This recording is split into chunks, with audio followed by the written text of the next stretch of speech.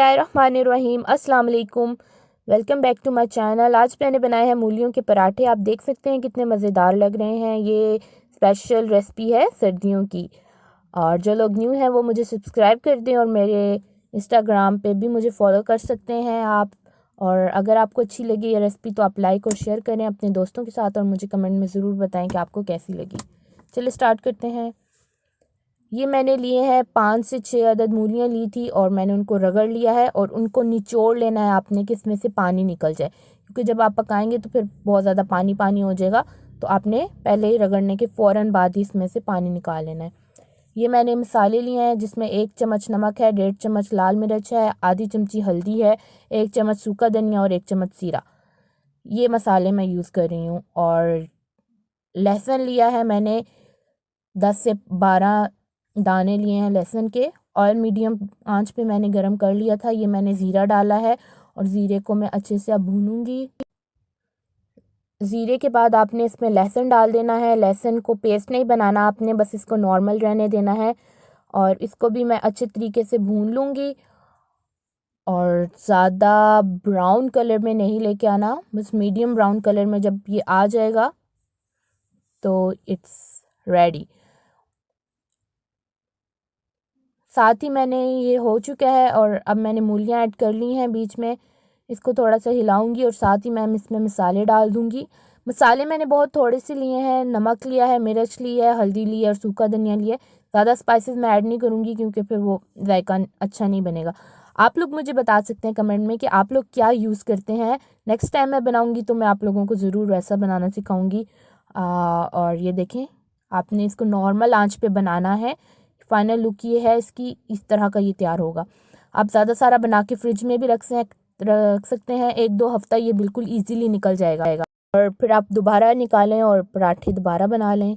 पराठे बनाने के लिए ये मैंने नॉर्मल आटा लिया है और वो ही घर में जैसे हम गूंद लेते हैं। अच्छा, कुछ लोग जो है ज़्यादा बेल के पूरा बेल लेते हैं बड़ा सा पराठा बना के और फिर बीच में मिक्सचर डालते हैं। नहीं, मैंने वैसे नहीं किया। मैंने बस थोड़ा सा पेड़ा लिया, ऑयल लगाया इसमें और अब ये मैं मिक्सचर डाल रही हूँ। आप देख सकते हैं पूरा मिक्सचर मैंने फैला दिया इसके ऊपर। अब दूसरी रोटी मैं लूँगी और फिर मैं इसके ऊपर डाल दूँगी ऐसे। और साइडों से आपने अच्छे तरीके से प्रेस कर देना है ताकि ये ना निकले। इसके बाद आपने बेलना नहीं है बल्कि हाथों से 2 थप्पड़ यहाँ से लगाने हैं, 2 थप्पड़ यहाँ से लगाने हैं और इस तरह से आपने तैयार कर लेना। तवे को मैंने नॉर्मल आंच पे गरम कर लिया था और अब मैं इसके ऊपर ये पराठा डाल रही हूँ और आप देख सकते हैं ये मैंने डाल दिया है।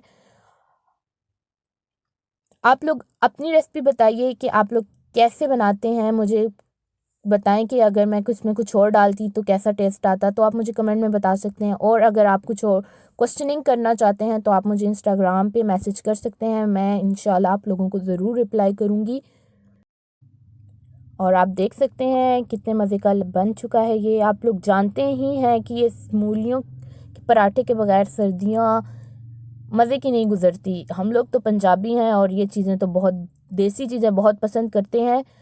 और ये देखें कितने मज़ेदार और तैयार हो चुका है। आप मुझे ज़रूर कमेंट में बताएं बना के कि आप लोगों को ये वाली मेरे तरीके की रेसिपी कैसी लगी है। और ये देखिए मेरे पास पराठे तैयार हो चुके हैं।